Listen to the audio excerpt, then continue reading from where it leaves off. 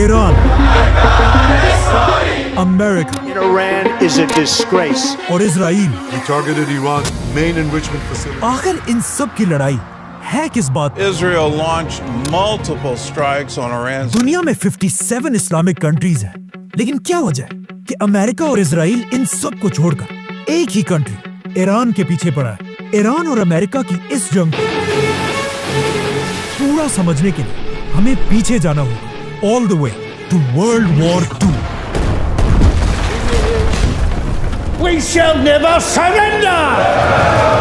World war 2 में दुनिया की हर कंट्री के पास सिर्फ 2 ऑप्शंस थे कि या तो वो ब्रिटिश एम्पायर का साथ दे और या हिटलर का, Dass ich mich in diesen Jahren für dich eingesetzt habe. जिसमें दुनिया के ज्यादातर कंट्रीज ने ब्रिटिश एम्पायर का साथ दिया, लेकिन उस वक्त ईरान के बादशाह ने ब्रिटिश एम्पायर को छोड़कर हिटलर के साथ हाथ मिलाया, Ich werde nicht eingeladen. जिसके बाद ईरान और जर्मनी बहुत ही क्लोज दोस्त बनने लगे और ये बात ब्रिटिश एम्पायर को बिल्कुल पसंद नहीं थी। इसीलिए ब्रिटेन ने हर तरफ से ईरान पर हमला कर दिया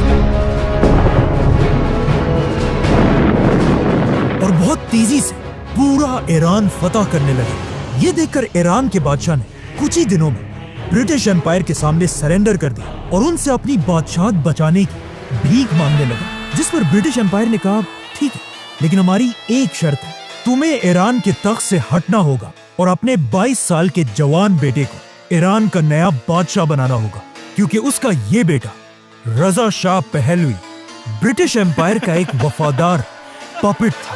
ईरान का ये नया बादशाह अंग्रेजों से बहुत ज्यादा इंस्पायर था। वो चाहता था ईरान के लोग भी बिल्कुल वेस्ट की तरह कपड़े पहने, उन्हीं की तरह पार्टियां करें और अपने सारे ट्रेडिशंस को भूल जाए। इसीलिए वो पहले दिन से ये कोशिश कर रहा था कि किसी तरह इस्लाम को ईरान के लोगों से दूर कर दिया जाए, जिसकी वजह से उसने ईरान में हिजाब पहनने पर पाबंदी लगाई, बहुत सारे मदरसों और मस्जिदों को बंद कर दिया और ईरान के बड़े बड़े इस्लामिक स्कॉलर्स को गिरफ्तार करने लगा और इनकी जगह म्यूजिक, पार्टीज और शराब को पूरे ईरान में फैलाने लगा। यहाँ तक एक टाइम ऐसा आया कि ईरान में इतनी शराब बनने लगी कि ईरान जैसा इस्लामिक मुल्क दुनिया को शराब एक्सपोर्ट करने लगा। ईरान के इस बादशाह का ख्याल था कि वो जो भी कर रहा है बहुत ही अच्छा काम कर रहा है। I mean to be, as you say, the king of kings. यहाँ तक कि उसने एक दिन सऊदी के किंग फैसल को कहा कि तुम ये क्या पुराने जमाने में रह रहे हो, तुम्हें चाहिए कि सऊदी को भी बिल्कुल वेस्ट की तरह एक लिबरल कंट्री बना। लेकिन सऊदी के किंग फैसल ने ऐसा करने से इनकार कर दिया। लेकिन यहाँ पर फनी बात यह है कि आज वही सऊदी ईरान से कहता है कि तुम भी थोड़ा लिबरल बनो, लेकिन अब ईरान उसकी बात नहीं मानता। आखिर ईरान के बादशाह ने ईरान को इस्लाम से इतना दूर करने की कोशिश की कि ईरान के सारे बड़े इस्लामिक स्कॉलर्स अपने इस बादशाह के खिलाफ होने लगे, जिसके बाद ईरान की मस्जिदों और मदरसों में ये स्कॉलर्स बादशाह के खिलाफ स्पीचेस करने लगे, जिसमें सबसे बड़े स्कॉलर का नाम था आयतुल्लाह खुमैनी। खुमैनी और उसके फॉलोअर्स ईरान की आवाम को बादशाह के खिलाफ बगावत के लिए भड़काने लगे। आखिर खुमैनी की ताकत ईरान में इतनी बढ़ गई कि ईरान के बादशाह ने उसे गिरफ्तार करके ईरान से हमेशा के लिए बाहर निकाल दिया, जिसके बाद इमाम खुमैनी ईरान को छोड़कर इराक में रहने लगे, जहां एक यंग लीडर उसकी हर हरकत को बहुत गौर से नोट कर रहा था, सद्दाम हुसैन। आहिस्ता आहिस्ता सद्दाम हुसैन भी खुमैनी की ताकत को देखकर उससे डरने लगा। यहाँ तक कि एक दिन उसने ईरान के बादशाह से कहा कि अगर आप चाहते हैं तो मैं खुमैनी को साइड पे करके उसे गोली मार देता हूँ, जो सद्दाम के लिए एक बहुत ही आम बात थी और इसे हम पूरा एक्सप्लेन कर चुके हैं। लेकिन ईरान के बादशाह ने कहा कि नहीं, इसे मारने की कोई जरूरत नहीं, ये बुड्ढा खुमैनी मेरा कुछ भी नहीं बिगाड़ सकता। इमाम खुमैनी इराक में बैठकर अपनी स्पीचेस को कैसेट्स में रिकॉर्ड करने लगे, जिन्हें फिर बहुत सीक्रेटली स्मगल करके पूरे ईरान में फैला दिया जाता था। और खुमैनी की बातें सुनकर लोग इतना इंस्पायर होते थे कि वो आहिस्ता आहिस्ता ईरान के बादशाह से ज्यादा इमाम खुमैनी को अपना लीडर मानने लगे। लेकिन फिर भी ईरान के बादशाह को हटाना कोई आसान काम नहीं था, क्योंकि उसके पास एक बहुत ही खतरनाक फौज और सुपर पावर अमेरिका का फुल सपोर्ट हासिल था America gave us generous and valuable financial and military assistance. और वो मुसलमान दुनिया में अमेरिका का फेवरेट पपेट था। लेकिन यहाँ पर जब ईरान का बादशाह अपनी ताकत की पीक पर था, उसने अपनी जिंदगी की सबसे बड़ी गलती की, द फ्लेम्स ऑफ पर्शिया।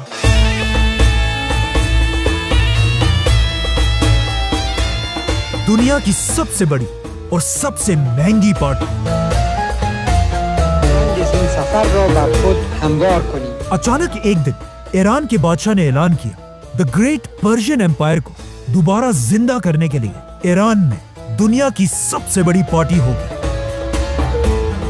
ये एक ऐसी पार्टी थी जिसमें दुनिया के सारे लीडर्स और बड़े बड़े सेलिब्रिटीज इनवाइट किए जाएंगे।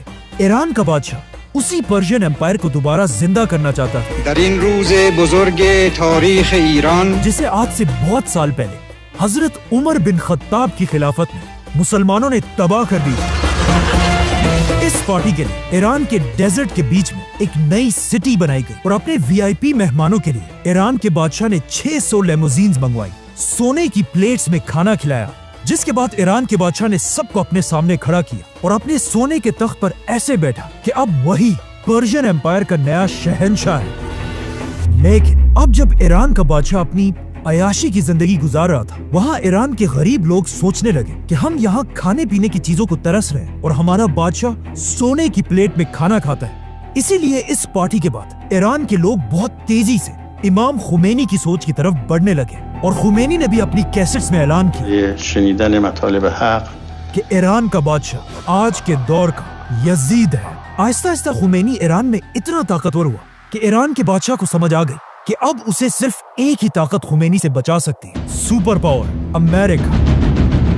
तो वो बिल्कुल अपने बाप की तरह जाकर सुपर पावर्स के सामने भीख मांगने लगा, जिसके बाद अमेरिका, फ्रांस और बाकी कंट्रीज के प्रेसिडेंट्स ने मिलकर एक बहुत ही इंपॉर्टेंट मीटिंग की और इस मीटिंग के एंड में उन्होंने ईरान के बादशाह को क्लियरली कहा कि अब तुम्हें खुमैनी से कोई नहीं बचा सकता। और ये सुनते ही ईरान का बादशाह अपने मुल्क को छोड़कर हमेशा के लिए भाग गया। जैसे ही खुमैनी को पता चला कि ईरान का बादशाह उसके खौफ की वजह से ईरान को छोड़कर भाग चुका है, तो इमाम खुमैनी 14 साल एग्जाइल में रहने के बाद फाइनली ईरान की तरफ रवाना हुआ। दुनिया की तारीख में अब तक किसी भी लीडर के लिए इतने लोग जमा नहीं हुए थे जितना इमाम खुमैनी को वेलकम करने के लिए जमा हुआ। 70 लाख लोगों ने इमाम खुमैनी को ईरान में वेलकम किया, जो एक वर्ल्ड रिकॉर्ड था। जैसे ही खुमैनी ईरान पहुंचे, ईरान की जमीन से पहली बार डेथ टू अमेरिका और डेथ टू इजराइल के नारे लगने लगे। खुमैनी के फॉलोअर्स ने अमेरिका की एम्बेसी के सारे लोगों को गिरफ्तार कर लिया और खुमैनी ने अमेरिका के प्रेसिडेंट का नाम लेकर कि मैं इन 50 लोगों को तब तक रिहा नहीं करूंगा जब तक तुम अमेरिका ईरान के बादशाह को हमारे हवाले नहीं करते। और यहाँ से पहली बार अमेरिका और ईरान की दुश्मनी शुरू हुई। लेकिन ईरान का बादशाह कभी भी वापस ईरान नहीं आया और उसके मरने के बाद उसके बेटे ने ईरान का नया शाह होने का ऐलान किया। नाउ ईरान में खुमैनी ने अपनी नई इस्लामिक हुकूमत बनाई, लेकिन जैसे ही खुमैनी ईरान का लीडर बना, at the same time Iran के बिल्कुल पास इराक में भी एक नया लीडर बना, सद्दाम हुसैन।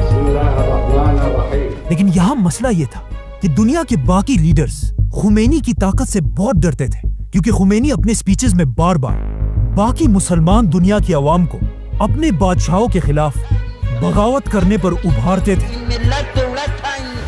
ये देखकर इराक के लीडर सद्दाम हुसैन ने अमेरिका और अरब लीडर्स के कहने पर खुमैनी पर हमला कर दिया और 8 साल तक ईरान और इराक के दरमियान एक बहुत ही सख्त जंग हुई। लेकिन सद्दाम हुसैन के पास पूरी दुनिया की सपोर्ट होने के बाद भी वो खुमैनी को उसके तख्त से हटा नहीं सका। और आखिर 8 साल बाद जैसे ये जंग खत्म हुई, उसके कुछ ही अरसे बाद इमाम खुमैनी इस दुनिया से चले गए। खुमैनी का जनाजा दुनिया की तारीख का सबसे बड़ा जनाजा था, क्योंकि उसके जनाजे में 1 करोड़ लोग शामिल थे, जो आज तक Guinness book of world records में किसी भी लीडर के लिए दुनिया की सबसे बड़ी गैदरिंग है। जिसके बाद ईरान के मिनिस्टर्स ने मिलकर खुमैनी के बाद अपना नया लीडर चूज किया, आयतुल्लाह खुमैनी का स्टूडेंट आयतुल्लाह अली खामेनाई, जो आज तक ईरान का सुप्रीम लीडर है। इराक के साथ जंग खत्म होने के बाद ईरान के लीडर्स को समझ आ गई कि अब अमेरिका और इजराइल उनका पीछा कभी नहीं छोड़ेंगे जब तक ईरान के पास अपना खुद का एटम बॉम्ब ना हो। लेकिन अब मसला यह था कि एटम बम बनाना कोई आसान काम नहीं है, ये एक बहुत ही मुश्किल टेक्नोलॉजी है और उस वक्त कोई भी ईरान को ये टेक्नोलॉजी देने के लिए तैयार नहीं था। तो अब ईरान किसी ऐसे मिरेकल का इंतजार कर रहा था कि दुनिया का कोई मुल्क उसकी एटम बॉम्ब बनाने में मदद करे। और अजीब बात यह है कि एग्जैक्टली ऐसा ही हुआ। ईरान के बिल्कुल करीब एक मुल्क, दुनिया की पहली इस्लामिक कंट्री पाकिस्तान ने अपना पहला एटम बॉम्ब बनाया। Pakistan today successfully conducted 5 nuclear tests. Pakistan का एटम बम बनाने के बाद अब्दुल कदीर खान बहुत ही सीक्रेटली ईरान को एटम बम बनाने के लिए सेंट्रीफ्यूज टेक्नोलॉजी भेजने लगे। एटम बम बनाने के लिए सेंट्रीफ्यूज मशीन सबसे इंपॉर्टेंट चीज है, जो आसान अल्फाज में बिल्कुल एक वॉशिंग मशीन की तरह घूमता रहता है, लेकिन इसमें कपड़ों के बजाय यूरेनियम डाला जाता है। अगर इस मशीन में यूरेनियम को थोड़ी देर के लिए रखा जाए 5% तक, तो उससे बिजली बनती है। लेकिन अगर यूरेनियम को बहुत देर तक इस मशीन में रखकर घुमाया जाए 90% तक, तो उससे एटम बॉम्ब बनता है। ईरान पाकिस्तान की इस टेक्नोलॉजी को यूज करके बहुत तेजी से न्यूक्लियर प्लांट्स बनाने लगा। लेकिन जैसे ईरान ने ये सब करना शुरू किया, अमेरिका को किसी तरह इस सब की खबर मिल गई। अब पाकिस्तान का एटम बम तो अमेरिका को फिर भी किसी हद तक कबूल था, क्योंकि पाकिस्तान अमेरिका का बहुत ही वफादार मुल्क है। Beggars can't be choosers. हमें अपनी कौम का पेट पालना है। और पाकिस्तान चाहे जो भी हो जाए, अमेरिका के खिलाफ कभी नहीं जाता, क्योंकि पाकिस्तान और अमेरिका बहुत ही पुराने दोस्त हैं। लेकिन ईरान पाकिस्तान से बिल्कुल ऑपोजिट, बार बार अमेरिका की आंखों में आंखें डालकर उसे धमकियां देता था। इसीलिए जैसे ही अमेरिका को ईरान के इस प्रोजेक्ट का पता चला, अमेरिका का प्रेसिडेंट पूरी दुनिया के सामने आया और उसने अपनी स्पीच में कहा कि दुनिया में कुछ मुल्क ऐसे हैं जो अपने लिए केमिकल और एटम बॉम्ब बनाना चाहते हैं। एक इराक का सद्दाम हुसैन और दूसरा ईरान का खामेनाई, जिसका आज पूरी दुनिया को पता है कि ये एक बहुत बड़ा झूठ। जॉर्ज बुश की इस स्पीच के कुछ ही अरसे बाद अमेरिका ने सद्दाम हुसैन पर हमला कर दिया और इराक में हजारों लोगों को मारकर सद्दाम की हुकूमत खत्म कर दी। सद्दाम हुसैन की हुकूमत को इतनी आसानी से तोड़ने के बाद अमेरिका को इस बात का पता चला कि वो दुनिया के किसी भी मुल्क पर झूठा इल्जाम लगाकर उस पर हमला कर सकता है। इसीलिए अफगानिस्तान और इराक पर हमले के बाद अब अमेरिका का अगला शिकार ईरान था। और अमेरिका बार बार दोबारा ये झूठ बोलने लगा कि ईरान के पास भी एटम बॉम्ब्स हैं, जिसके बाद अब पूरी दुनिया की नजरें ईरान के लीडर आयतुल्लाह खामेनाई पर थी। और ये ईरान पर हमला करने का बेस्ट टाइम था, क्योंकि ईरान के एक तरफ अफगानिस्तान में अमेरिका की बहुत बड़ी फौज थी और ईरान की दूसरी तरफ इराक भी अमेरिका की फौज से भरा हुआ था। मतलब अमेरिका ने ईरान को हर तरफ से घेर लिया था। तो अब पूरी दुनिया की नजरें ईरान के लीडर आयतुल्लाह खामेनाई पर थी कि वो किस तरह अपने मुल्क ईरान को सुपर पावर अमेरिका से बचाएगा। और यहाँ पर खामेनाई ने एक ऐसी बात की जिससे अमेरिका के पास ईरान पर हमला करने के सारे बहाने टूट गए। खामेनाई, जो इस्लामिक दुनिया का एक बहुत बड़ा स्कॉलर है, उन्होंने एक फतवा दिया कि इस्लाम में मुसलमानों के लिए एटम बॉम्ब बनाना हराम है, क्योंकि इस्लाम तो हमें ये सिखाता है कि जंग के मैदान में भी किसी भी बच्चे, बूढ़े या औरत को नहीं मारा जा सकता। इवन जंग में दरख्तों को भी काटने की इजाजत नहीं है।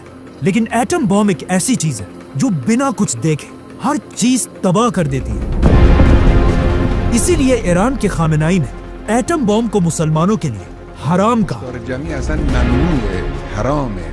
और साथ ही ऐलान किया कि ईरान का एटम बॉम्ब बनाने का कोई इरादा नहीं है